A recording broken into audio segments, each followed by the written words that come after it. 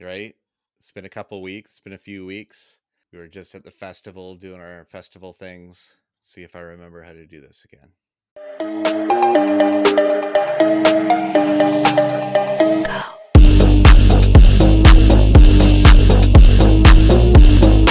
Hello, everybody, and welcome to What the Hell Should I Watch? I'm Steve Stebbing, And I'm Chloe Stebbing. and we are the weekly rundown of what we're watching, which may become what you're watching. And we come at you every Friday at 9 a.m. Pacific time on stevestebbing.ca. And I nailed it. I ruined it there, but I nailed it. I thought that I would bumble into that one. It's been a little bit since we've done like a real intro for a video after the Vancouver International Film Festival, which if you haven't checked out our video of it, it was a lot of fun. Just quick breakdowns and everything that we saw there, and Chloe's first experience at the whole thing. Yes. Do you feel like your movie brain is like I bigger? definitely have a superiority complex now. I love it. I love it. But the great thing about this episode and coming back is we get to get a little bit of vitriol out. We also get to get a little bit of festival love in here, but there's a lot to catch up with. Taking that time off that we did, the movies pile up because we're still seeing kind of regular release stuff as well. So there's a lot of fresh stuff to jam into your eyes.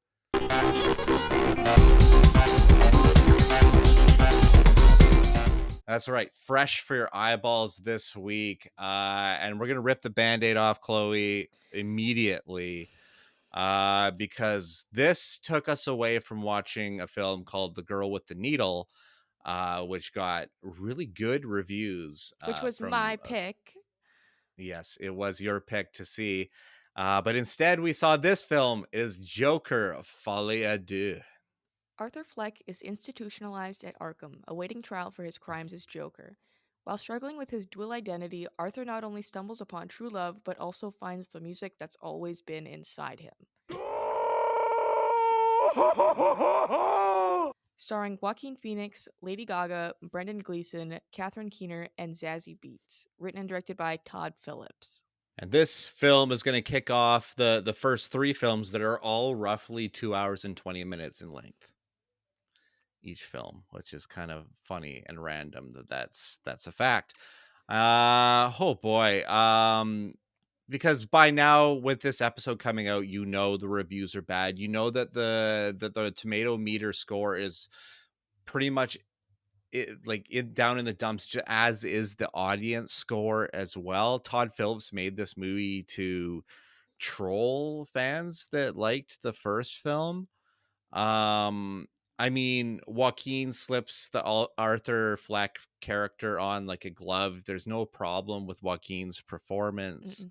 There's no problem with an underutilized Lady Gaga as well. Yeah. There's really funny memes now that saying this, like Joker is like, Joker, I want to kill myself, and then Lady Gaga, it's like her dancing and singing and stuff. And it's like that's genuinely kind of the movie in a nutshell.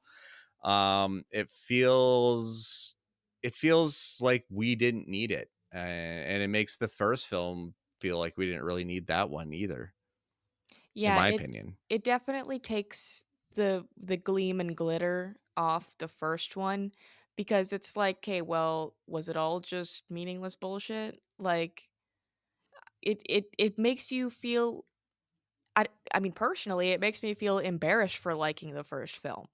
Yeah, was that the intent? It almost feels like that's the intent of that movie, and also to jam like a really boring court procedural into a A musical. musical court procedural.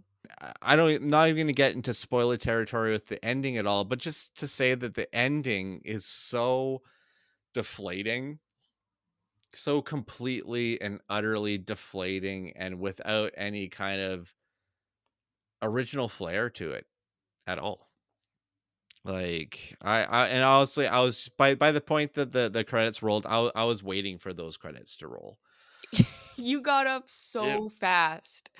Yeah, I was like, I'm Literally done. evacuated the premises. Yeah, yeah. I mean, even the PR guy running it didn't look at me to like get reviews. He knows. Yeah. I feel because that's not the first because there was a screening before in Richmond and stuff. So I have to assume this movie what was widely not well received in the preview screenings as well. They wouldn't even test screen this movie, Yeah, I was so just gonna say that. They didn't even test screen it, so they believe that much in Todd Phillips, and whew, I don't know. That movie's why? just I don't know. That's the main story of that movie is why. And yeah, to miss the girl with the needle for that is egregious. I guess we felt the pain. Yeah. We absolutely felt that pain. Let's move on to something I would dare say is way better. And this is the new film from Coralie Ferget, French filmmaker who made the film Revenge, which is a must-see film. I believe it's still on Shudder. You should see that one as well. But her new film is called The Substance. A fading celebrity takes a black market drug, a cell replacing substance that temporarily creates a younger, better version of herself. Starring Demi Moore, Margaret Qualley, and Dennis Quaid. Written and directed by Coralie Fargiat. And let's just put it on the table. Margaret Qualley literally hatches out of Demi Moore's back. Like this film is full on body horror to the nth degree. Some of the best stuff I've seen in a really, really long time, and just the a really original and biting tempo of which Coralie paces this film at is incredible.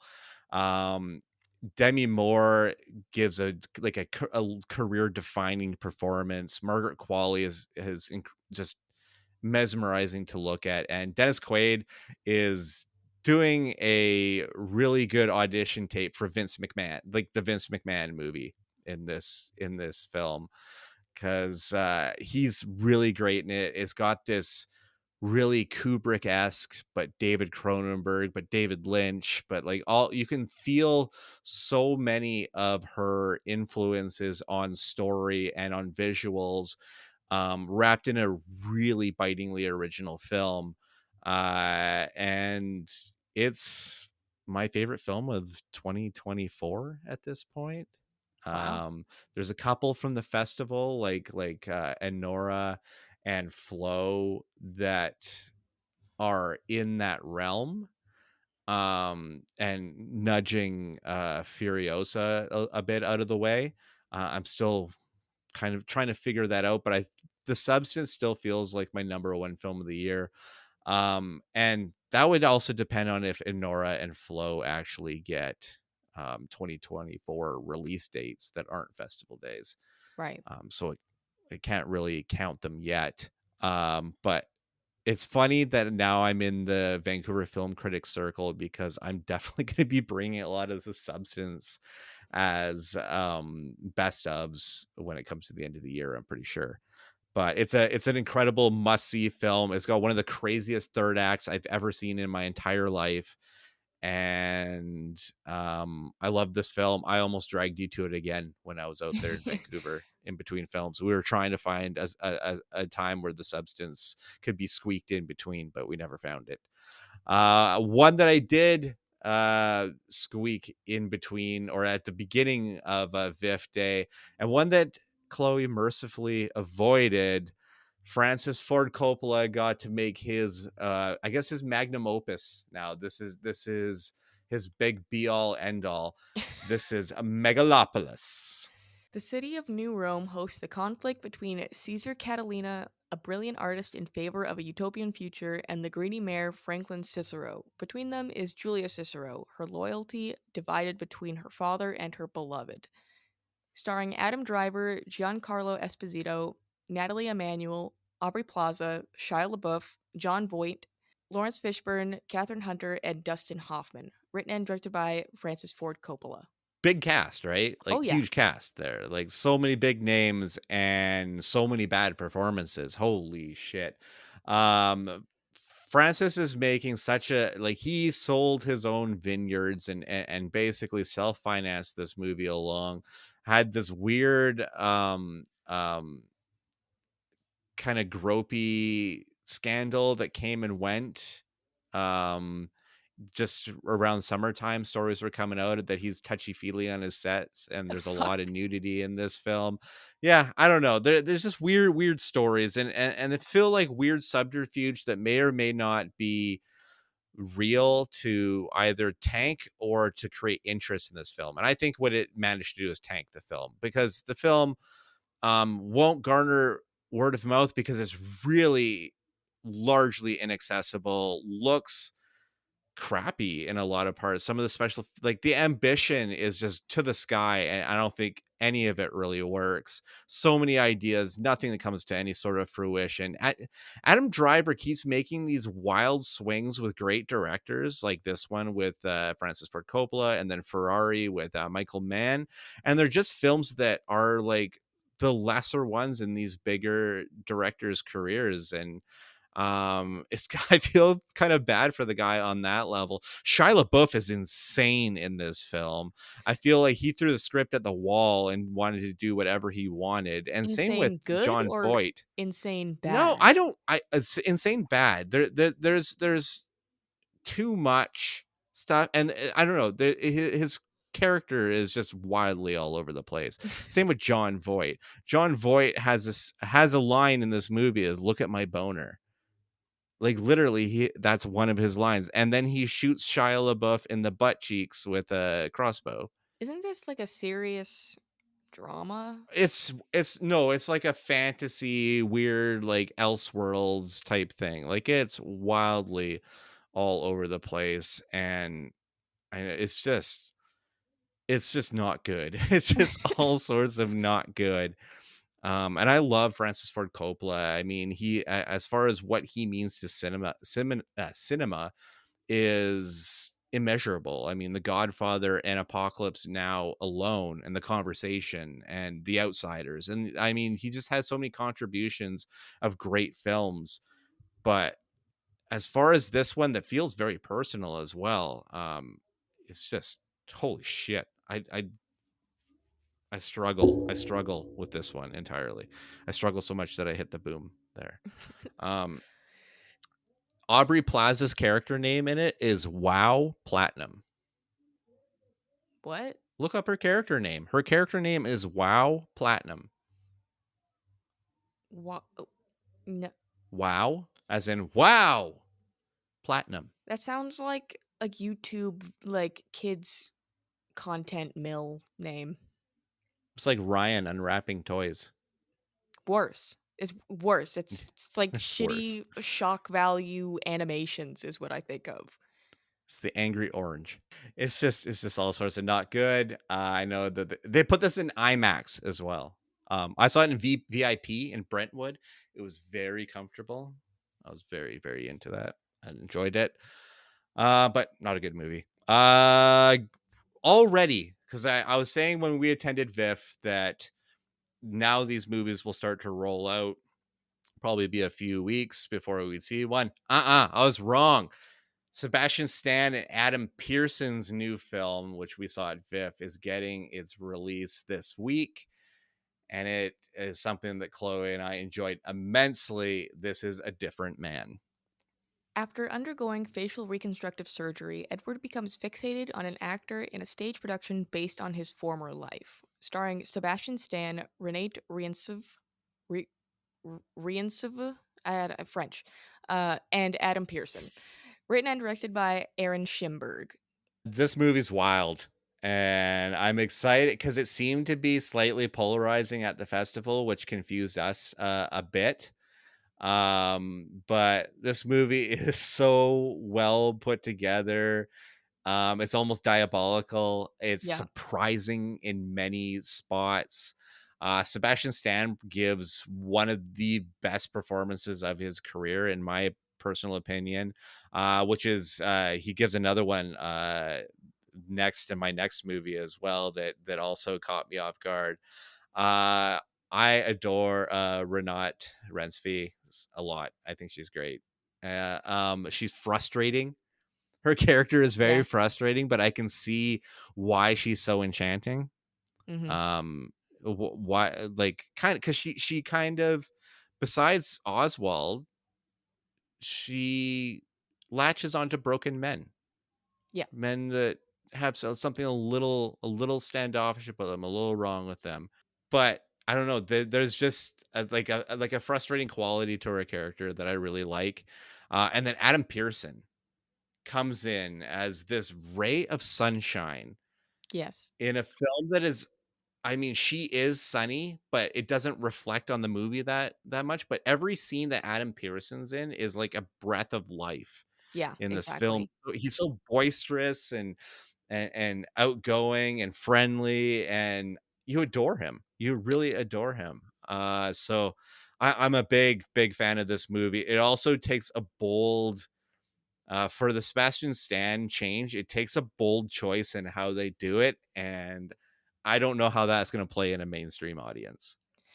Yeah, I mean, one thing that I am worried about in terms of general reception is that people might find it insensitive or even maybe flat out offensive, but it doesn't come off that way.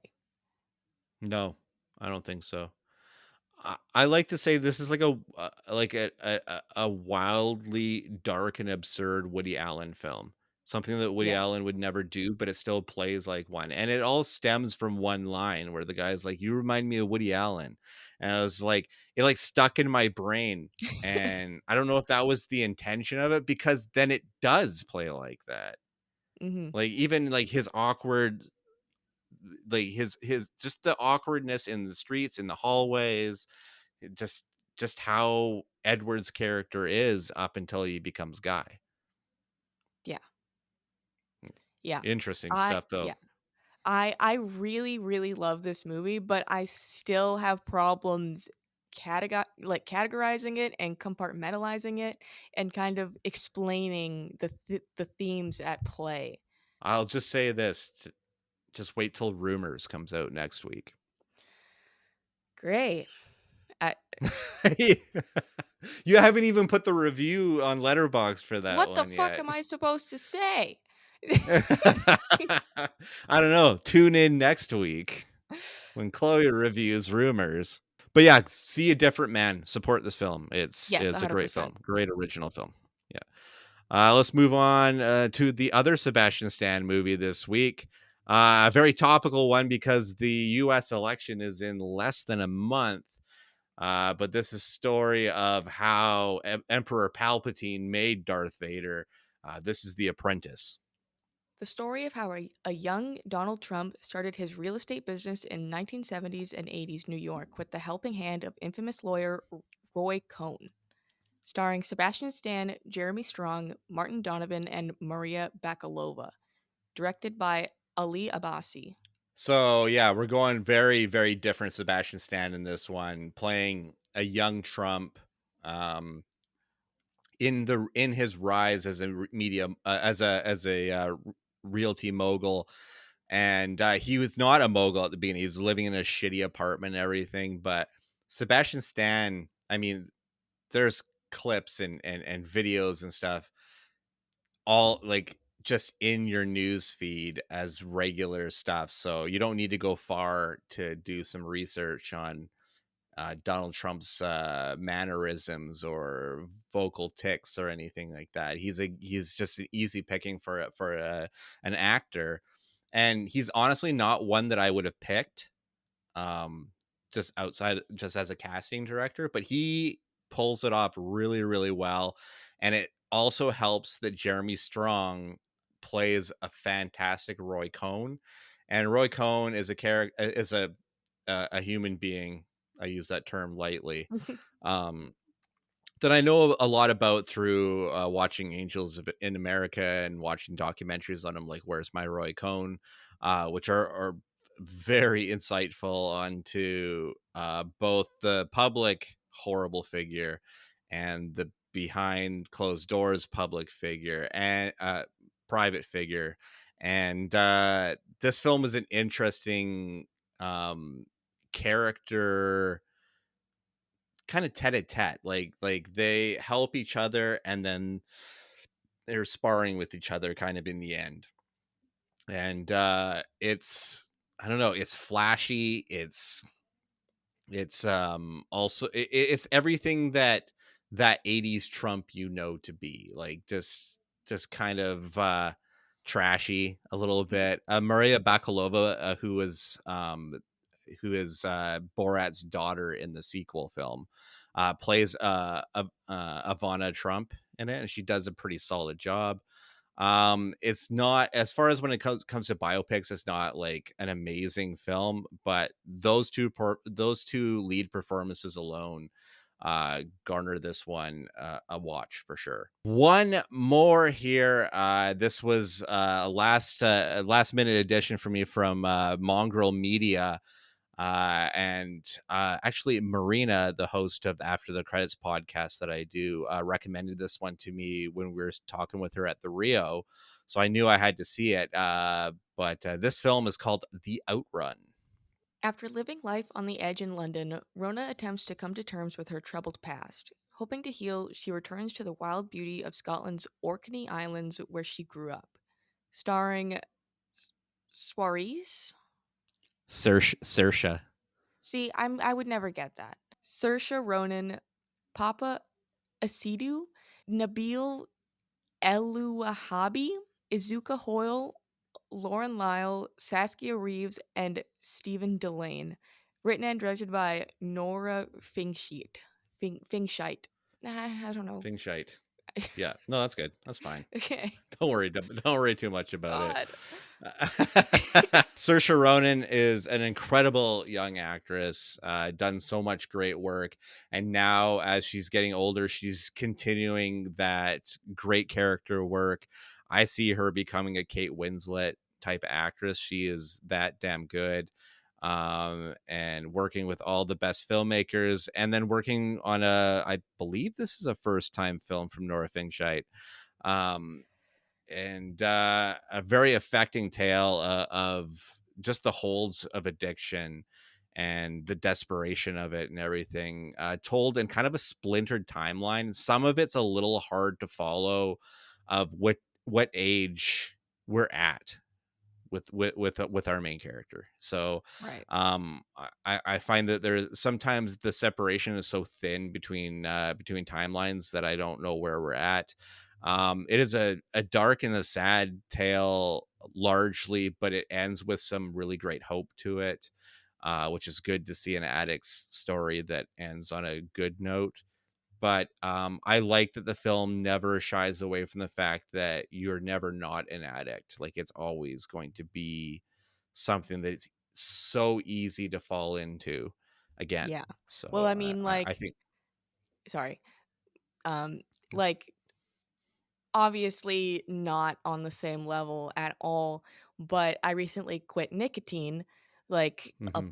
I don't know, 3 weeks ago now or something like that, 3, 4 weeks. Um, and it's still something that I think about every day. So I'm Hmm. sure with, like, actual drugs, it would be a Hmm. 1,000 times worse and 1,000 Yeah, times and harder. yeah, that I think they even go into the kind of the physiology of what alcohol does to you and the dependency on alcohol as well. So that I think that's kind of interesting as well, and the psychology of it. So I dug it. I think it's not going to play in a large market anywhere. You're probably going to find this in a smaller limited run.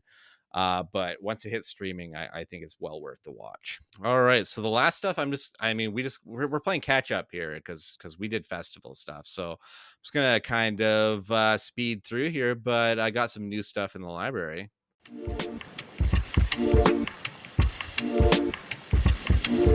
That's right. New to the library. I could not get out of this without mentioning the fact that Despicable Me 4 is out on 4K Blu-ray, and Universal hooked me up with this one. And you know what? They keep pumping these movies out. They keep making money. I honestly it just feels like a baseline. The first one I enjoyed, but then from 2, 3, 4, both Minions movies, they all seem to have that same kind of bass tone to them. There's not much change in these films. Yeah. Not gonna sit here and praise it, but I'm not gonna sit here and shit on it too, because they all seem of the same sort of grade. A lot of Illumination films, just that studio in general, feel like the same baseline Yeah. largely. Yeah, like, So like this. they're pretty films, Mhm, but mhm. No, typically not definitely, not a definitely. lot going on. No, it's like this, Secret Life of Pets, like all the ones that studio generally makes, aside from maybe, well, actually, I don't know, maybe Super Mario might have been baseline as well. I'm not too sure. Pretty You have baseline. that glossy over slide, that shiny IP that we all know and love, looking exactly like we all know and love it over top of it. But I don't know if it's any better than a Pixar film, or I'd it's say definitely not better than like a film like, well, something we saw at the festival like Flow yeah. Well, like, with it's and, like, substance. even something like Inside Out 2, it's lesser than Mhm. Inside Out 2. Like, because, yeah, the Mario movie specifically looks like $1,000,000, like, it looks so, so good, but the actual storyline within it is, like, really bunk. And I know it's like, it's a kids movie, who cares about the storyline?" I care about the storyline, okay? Because I have to watch these I get it. movies. Again and again and again and again. Yes. I get it. So, I I get want it. a good story. That's fair. That's fair.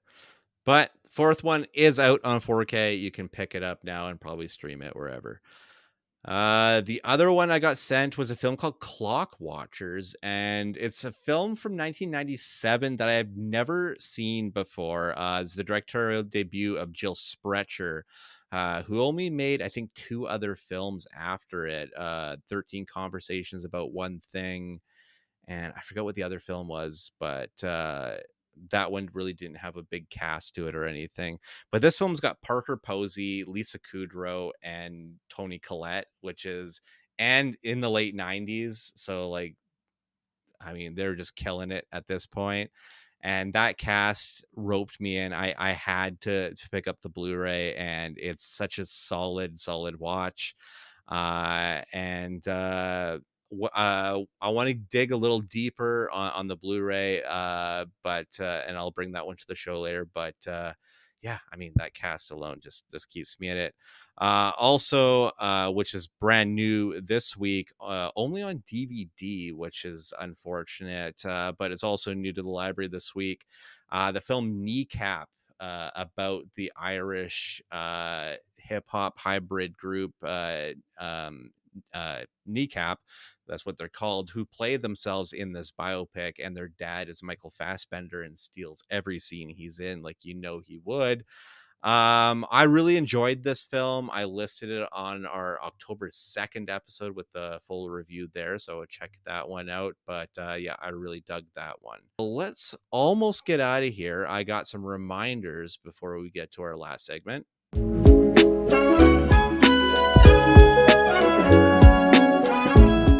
This week's reminders, these are things that are out now on 4K and Blu-ray.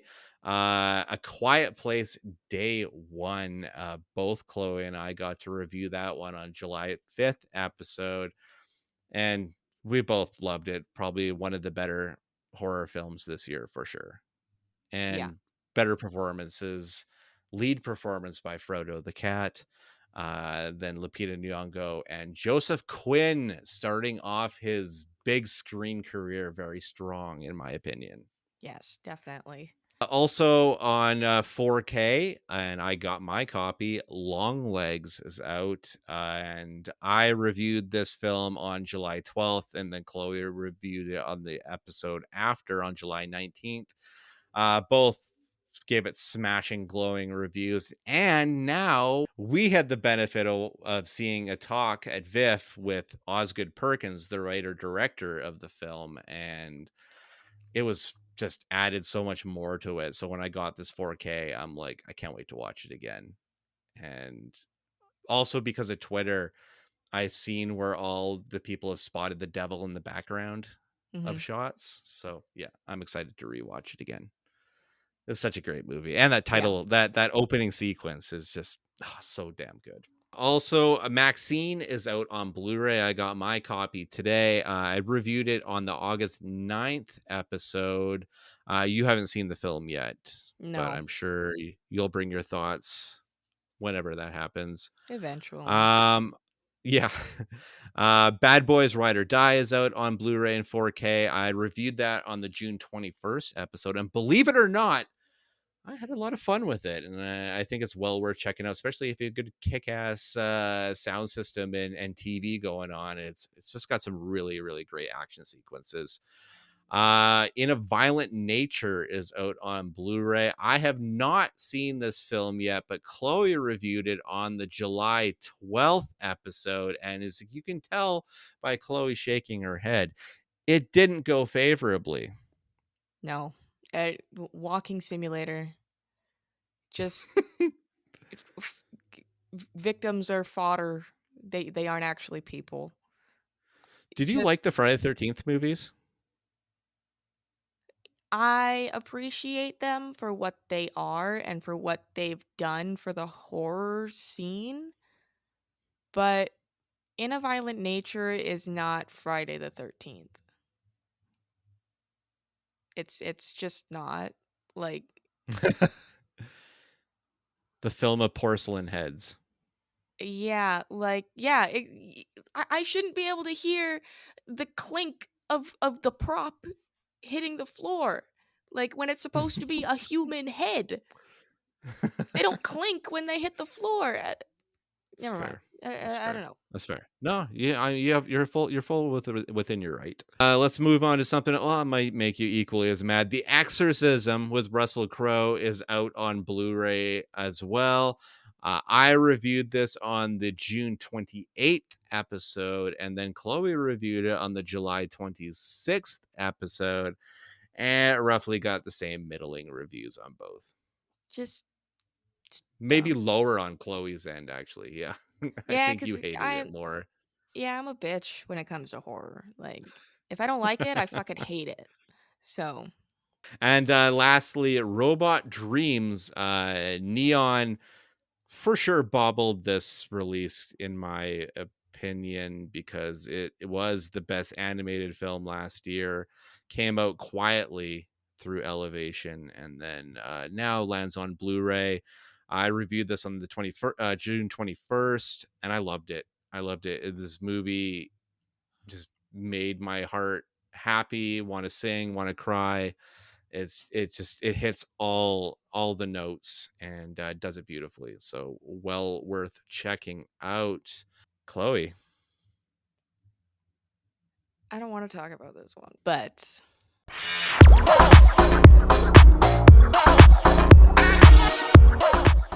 I saw John Cho's new horror, AI Bad, Afraid. The Curtis family is selected to test a new home device, a digital assistant called Aya. Aya. Aya called Aya. Aya learns the family's behaviors and begins to anticipate their needs, and she can make sure nothing and no one gets in her family's way. Starring John Cho, Catherine Waterston, Havana Rose Liu, Lukita Maxwell, Ashley Romans, Greg Hill, Ricky Lindholm, David Dasmalchian, and Keith Carradine. Written and directed by Chris Weitz, the American Pie guy. John Cho and American Pie guy back together. I just like this movie already came out and it's called Megan. Like Are it they both Blumhouse? I think Oh shit. um I don't remember if this one is Blumhouse or not. Um but like it's just so stupid. Everything about it is like why like in the beginning, like of course there's the brooding teenage girl, right? She's like, "Ugh, my parents are Mhm. stupid. I got problems, uh, boys, and I got a boyfriend, and he's a dick, and whatever." Okay. Um, and then there's a scene where she's in the car with John Cho, who plays her dad, and he's like, "So, is there any boys that you like?" Because I guess he doesn't know that she has a boyfriend, even though she's been with this boyfriend for like months, apparently. I don't know. Um, and she's like, what if I was a lesbian?" And he's like, "Okay." And she was like, "What if I was polyamorous?" And he's like, "Okay." "What if I was bisexual?" "Okay." "What if I was asexual?" "Okay." What? That's the entire What? scene. That's the scene. Oh. I don't know why it was needed. I don't know why it's supposed to be funny. Um, I I don't know. Um, That's like the assessment for this movie. I don't know. I that is the entire assessment. I don't know. I don't know why any of these things happen. David Desmelchian, he's like one of the bad guys or like pseudo bad guys because he's actually like controlled by the AI or some bullshit. I don't even know. I don't even think that's what happens. I don't know. And there's a scene where he gets asked a question by John Cho's character, and it literally looks like for a second he's questioning his entire life choices. He doesn't know why he's here. He doesn't know either. That is the common theme of everything in this movie. It doesn't know. I didn't Except know the it was AI. Aya. Yeah, Yeah. I. The AIA AI. because it's AI. AI. Remember? You AI. get it? It's Canadian? What? I said it's Canadian? Why is it Canadian? Um, A? Eh? Oh AI, yeah. eh? Yep. Yeah, so Canadian AI is gonna become God, Yep. and that's it. Sounds terrible. It's really bad. Still Um, on my list to watch eventually. yeah, I mean, it's I don't know. I kinda get pleasure from watching movies that are, like, so horrifically bad that Mhm. they don't loop around to being good again, but it's still like, I'm No. gonna laugh at this, and There's no swing back. I'm I'm gonna hate watch this. So, Yeah. I enjoy that. Well, that's how films like Snakes on a Plane get made. Yeah. And then I just have some quick things. Yep. Vox Machina is back for season 3. 4 episodes have been released now on Prime. This is Critical Role's animated series based on their campaign web series about their Dungeons and Dragons campaign. Which is such a cool concept. It's so cool, and it's just amazing seeing it play out in animation style, and it's like Mhm. partly like anime and it's partly 3D animation. Like the dragons are in 3D animation, so that's kind of Right. cool to see like the contrast there. Mhm. Um, love it, love everything about it. Two characters that we've been waiting to hook up for 2 seasons have finally done it. So yes. Nice. Um, Yeah, and then the other thing, to a lesser extent, season I don't fucking know, season 4 of Daryl 2. Dixon? I think 2? it's 2. 2? See, I don't even know. Um, I don't really care, but I watch it because I have, like, a weird self-obligation to do so, to watch all the Walking Dead universe content. Um, Yeah. Kinda boring. There's a couple cool, like, kills of, like, people finally, because people don't fucking die anymore in, like, the Walking Dead stuff. Like but again, they're unimportant people, so it's not, like, crazy. I don't know. The Walking Dead doesn't take chances anymore. They just try to keep status quo, try to keep things going, try to add more characters, if anything. Um, I just want them to go back to Alexandria. That's all I want. I don't care about France. I do not care about France. I mean, not real France, zombie France. I'm Zombie not hating France. on France. I'm kind of hating you on France. you feel like regret came in a little bit. You're like, I do want to go to France. We do want to go to Cannes one day Yeah, yeah. So to the film festival. don't block Don't us at bar the us. airport or something because of this. But Yeah, because we're coming to review your films yes, one day. Cool. All right. So television and don't watch Afraid. But I'm gonna watch Afraid. But you don't have to watch Afraid. don't pay money. Uh don't pay money for Afraid unless you're already paying money for a streaming service. Then keep paying that money for that streaming service. I'm gonna stop rambling. And what's going on next week?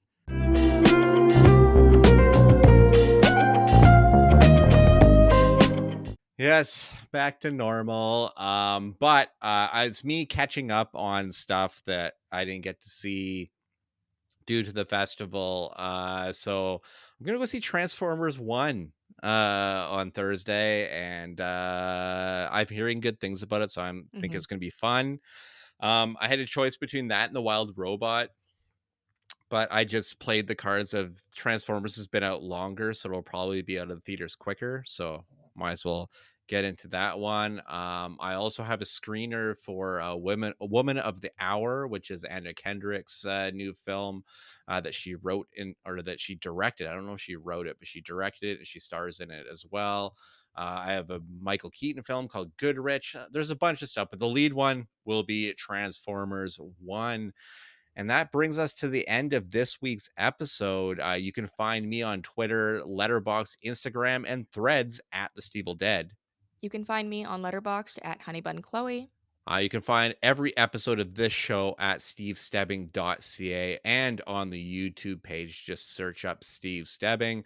We're also on shiftheads.ca, and I'll be returning to the night shift with Shane Hewitt on News 1010 on the iHeartRadio network.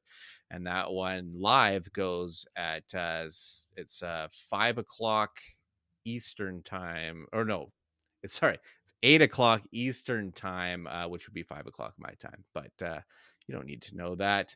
And I'm also on After the Credits with Marina, Bill, and Melissa. Or likely our next episode will be the VIFF episode. And I'm also on Tremble, the horror podcast. You can check that one out as well. And that's it. We've emptied out our list. So until next time, bye bye. I zoned out at the end there.